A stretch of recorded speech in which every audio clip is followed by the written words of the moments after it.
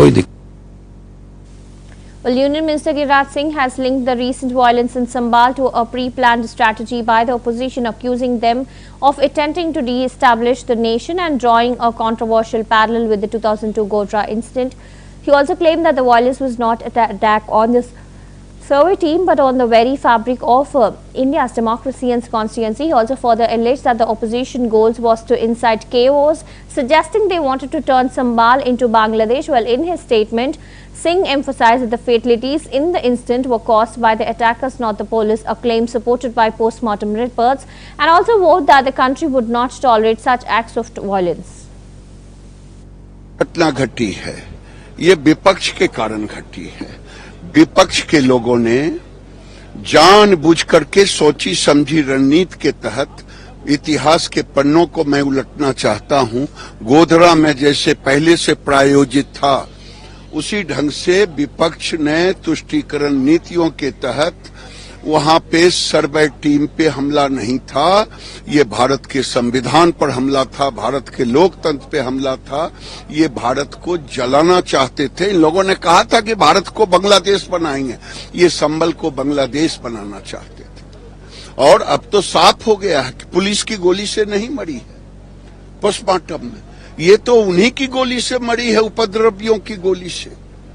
इसके लिए जिम्मेदार अगर है तो वहां का सांसद जिम्मेदार है, उस विधायक का बेटा जिम्मेदार है, वहां के कट्टरपंथी जिम्मेदार हैं। और ये अब देश बर्दाश्त नहीं करेगा जिस ढंग से हमारे अस्तित्व पे खतरा पैदा हो गया। सरकार उल्टे चोर कोतवाल को डांटे।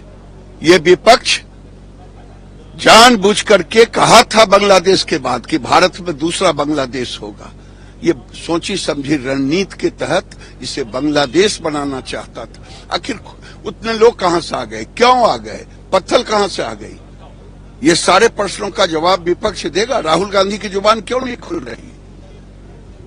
और उल्टे चोर कोतवाल को डांटे। ये लोग जानबूझ करके देश को जलाना चाहते हैं, उत्तर प्रदेश को जलाना चाहते हैं। हाँ, मीठा मीठा गट गट, तीता तीता थू थू। अरे जनता ने नकार दिया, शर्म करो। ईवीएम पर बहुत दिन उठा लिए। पंजाब जीत जाए तो बड़ा अच्छा, हिमाचल जीत जाए तो बड़ा अच्छा, तेलंगाना जीत जाए तो बड़ा अच्छा। और जब जनता नकार दे, क्यों नहीं नकारेगा? इन विपक्षों ने क्या किया? वहां यही किया कि मुसलमानों को टूल बना करके वहां गजवाए हिंद कर रहा था।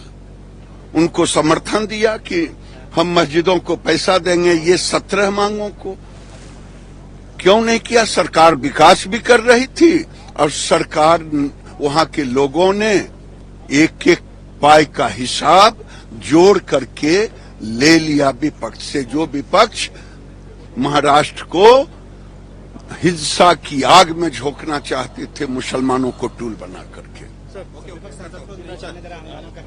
ये तो पुरानी आदत है।